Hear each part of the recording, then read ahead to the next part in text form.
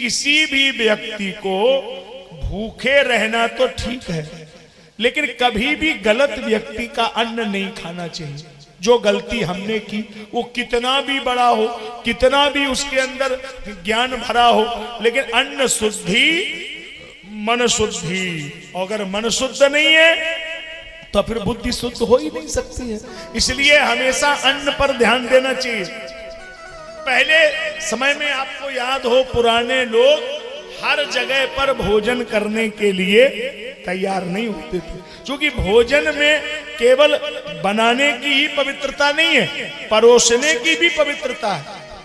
यदि परोसने वाले के मन में विकार आ रहा है तो वो भोजन त्याज्य है। रहीमन रहला की भली जो परसे मन लाए, और परसत मन मैला करे सो मैदा जरी जाए। परोसने वाले का भाव भी तो शुद्ध हो। तो सबसे पवित्र भोजन वो है जो अपने हाथ से बनाया जाए, स्वयं पाकी। और यदि हाथ से बना के नहीं खा सकते हैं तो पत्नी बनाती हो, माँ बनाती हो तो भी ठीक है। और अगर इतना भी संभव ना हो तो कोई सेवक बनाता हो तो भी ठीक है। और किराए के लोग बनाते हो तो उसमें बहुत गड़बड़ है, वो नहीं करना चाहिए, क्योंकि किराए वाले भाव से तो बनाते नहीं।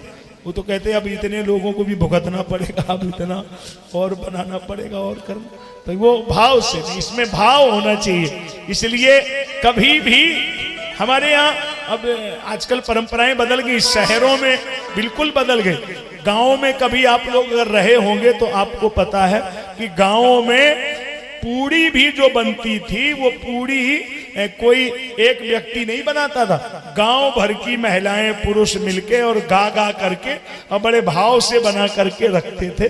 उसमें भले ही ये दुनिया भर का तमाशा नहीं था, लेकिन वो भाव था उसमें, क्योंकि अन्न में वही परमाणु रहेंगे जो भाव से बनाया गया।